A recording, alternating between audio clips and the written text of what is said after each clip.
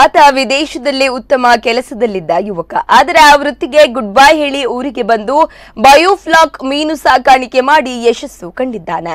ಇದೀಗ ಸ್ವದೇಶದಲ್ಲಿಯೇ ಉತ್ತಮ ಸಂಪಾದನೆ ಮಾಡುತ್ತಿದ್ದಾನೆ.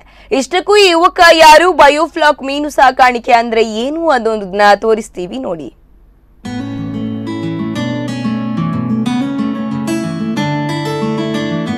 ವಿದೇಶದಲ್ಲಿ ಉತ್ತಮ ಸಂಪಾದನೆಯ ವೃತ್ತಿ ನಿರ್ವಹಿಸುತ್ತಿದ್ದ ಯುವಕನೋರ್ವ ಕಳೆದ 2 ವರ್ಷಗಳ ಹಿಂದೆ ಸ್ವದೇಶಕ್ಕೆ ಆಗಮಿಸಿ ಇದೀಗ ತನ್ನ ಆಸಕ್ತಿಯ ಕ್ಷೇತ್ರ ಮೀನು ಸಾಕಾಣಿಕೆಯಲ್ಲಿ ಯಶಸ್ಸನ್ನು ಸಾಧಿಸಿದ್ದಾನೆ. ಬಯೋಫ್ಲಾಕ್ ವಿಧಾನದ ಮೂಲಕ ಮೀನು ಕೃಷಿಯಲ್ಲಿ ತೊಡಗಿದ್ದು ವಿದೇಶಿ ಸಂಪಾದನೆಗಿಂತಲೂ ಈ ಉದ್ಯಮದಲ್ಲಿ ಹೆಚ್ಚಿನ ಸಂಪಾದನೆಯ ವಿಶ್ವಾಸವನ್ನು ಹೊಂದಿದ್ದಾರೆ.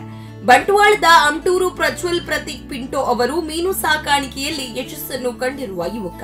ಕೊಚ್ಚಿಯಲ್ಲಿ ಫೈರ್ ಅಂಡ್ ಸೇಫ್ಟಿಯಲ್ಲಿ ಎಂಜಿನಿಯರಿಂಗ್ ಪದವಿ ಮಾಡಿದ ಇವರು ದುಬೈಯಲ್ಲಿ HR ವಿಭಾಗದಲ್ಲಿ ಕೆಲಸದಲ್ಲಿದ್ದರು. ಆದರೆ ತನ್ನ ಊರಿನಲ್ಲೇ ಏನಾದರೂ ಉದ್ಯಮ ಆರಂಭಿಸಬೇಕು ಅಂದುಕೊಂಡ ಪ್ರಜ್ವಲ್ಗೆ ಹೊಳೆದಿದ್ದ ಈ ಮೀನು ಸಾಕಾಣಿಕೆಯ ವೃತ್ತಿ.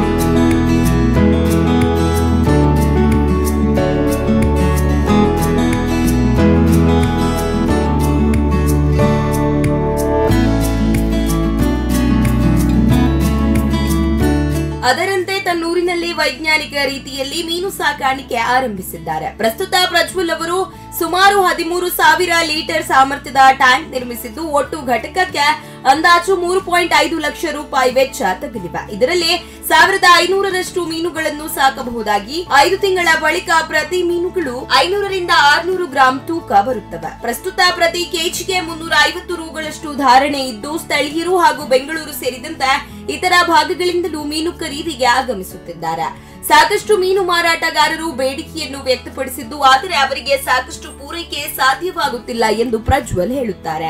ನಾವು ಒಂದು ಬಯೋಫ್ಲಾಕ್ ಫಿಶ್ ಕಲ್ಚರ್ ಅಂತ ಹೇಳಿ ಒಂದು ಸಿಸ್ಟಮ್ ಮೇಲೆ ತುಂಬಾ ಸಮಯದಿಂದ ಒಂದು ಎಕ್ಸ್ಪೆರಿಮೆಂಟ್ ಮಾಡ್ತಾ ಇದ್ವಿ. ಸೊ ಅದು ಈಗ ನಮಗೆ ಒಳ್ಳೆಯ ಸಕ್ಸಸ್ ಅನ್ನು ತಂದುಕೊಟ್ಟಿದೆ. ಇನ್ನು ಮುಂದಿನ ದಿನಗಳಲ್ಲಿ ಒಂದು ಬಯೋಫ್ಲಾಕ್ ಫಿಶ್ ಫಾರ್ಮಿಂಗ್ ಕಲ್ಚರ್ನಿಂದ ಆರ್ಗ್ಯಾನಿಕ್ ಫಿಶ್ ಫಾರ್ಮಿಂಗ್ ಅನ್ನು ನಾವು ಮಾರ್ಕೆಟಿಗೆ ಒಂದು ಒಳ್ಳೆಯ ಹೆಲ್ದಿ ಫಿಶಸ್ ಅನ್ನು ಕೊಡುವಂಥ ಒಂದು ಕೆಲಸವನ್ನು ಮಾಡ್ತಾ ಇದ್ದೇವೆ. ಸೊ ಇದರ ಬಗ್ಗೆ ಇನ್ನು ಮುಂದಿನ ದಿನಗಳಲ್ಲಿ ಒಳ್ಳೆಯ ಪ್ರೊಡಕ್ಷನ್ಗಳನ್ನು ಕೊಡುವ ಒಂದು ಪ್ರಯತ್ನವನ್ನು ಮಾಡ್ತೀವಿ. ಪ್ರಸ್ತುತ ಇವರು ಚಿತ್ರಲಾಡ ಎಂಬ ಮೀನಿನ ತಳಿಯನ್ನು ಸಾಕುತ್ತಿದ್ದು ಹಿಂದೆ ತಿಲಾಪಿಯಾ ತಳಿ ಸಾಕಿದ್ದರು. ಈಗಾಗಲೇ 2 ಬ್ಯಾಚ್ಗಳನ್ನು ಪೂರ್ಣಗೊಳಿಸಿದ್ದು ವರ್ಷಕ್ಕೆ 2 ಬ್ಯಾಚ್ಗಳನ್ನು ಸಾಕಬಹುದಾಗಿದೆ. ಮೀನಿನ ಮರಿಗಳನ್ನು ಕೊಚ್ಚಿಯಿಂದ ತರಿಸುತ್ತಿದ್ದು ಒಂದು ಮರಿಗೆ ಸುಮಾರು 7 ರೂಪಾಯಿ ವೆಚ್ಚ ತಗುಲುತ್ತದೆ. ಸುಮಾರು 1,500 ಮೀನುಗಳನ್ನು ಸಾಕುವುದಕ್ಕೆ 30,000 ರೂಪಾಯಿ ವೆಚ್ಚ ತಗುಲುತ್ತದೆ. ಕನಿಷ್ಠ ಧಾರಣೆಗೆ ಮೀನು ಮಾರಾಟವಾದ್ರೂ 75,000 ರೂಪಾಯಿ ಸಂಗ್ರಹವಾಗುತ್ತದೆ. ಇಲ್ಲಿ 4 ತಿಂಗಳಲ್ಲಿ ಸುಮಾರು 45,000 ಆದಾಯ ಗಳಿಸಿದಂತಾಗುತ್ತದೆ. ಆದರೆ ಮೀನಿನ ಧಾರಣೆ ಹೆಚ್ಚಿರುವ ಕಾರಣದಿಂದ ಹೆಚ್ಚಿನ ಆದಾಯ ಸದ್ಯ ಬರುತ್ತದೆ.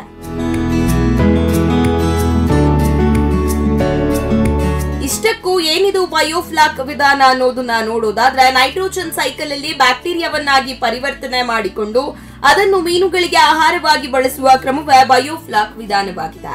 ಆದರೆ ಇಂತಹ ಮೀನು ಸಾಕಾಣಿಕೆ ಬಹಳ ಅಪರೂಪವಾಗಿದೆ. ಇದು ಸಾವಯವವಾಗಿದ್ದು ಇಲ್ಲಿ ಯಾವುದೇ ರಾಸಾಯನಿಕವನ್ನು ಬಳಸಲಾಗುವುದಿಲ್ಲ. ನೀರು ಕೂಡ ಅತ್ಯಂತ ಕಡಿಮೆ ಬೇಕಿದ್ದು ಜೊತೆಗೆ ಡ್ರೈನೇಜ್ ನಂತಹ ಸಿಸ್ಟಮ್ ಮಾಡಿಕೊಂಡು ವೇಸ್ಟ್ ನೀರನ್ನು ಹೊರಗೆ ಬಿಡುವ ವ್ಯವಸ್ಥೆ ಇಲ್ಲಿರುತ್ತದೆ. ಇಲ್ಲಿ ಬ್ಯಾಕ್ಟೀರಿಯಾಗಳ ಮೀನುಗಳಿಗೆ ಆಹಾರವಾಗಿದ್ದು ಹೀಗಾಗಿ ಇತರ ಆಹಾರವೂ ಕೂಡ ಕಡಿಮೆ ಸಾಲುತ್ತದೆ. ಈ ವಿಧಾನದಲ್ಲಿ ಸಾಕಿದ ಮೀನುಗಳು ದುರ್ವಾಸನೆ ರಹಿತವಾಗಿದ್ದು ಜೊತೆಗೆ ಸಮುದ್ರದ ಮೀನಿನಷ್ಟೇ ರುಚಿಯಾಗಿರುತ್ತವೆ.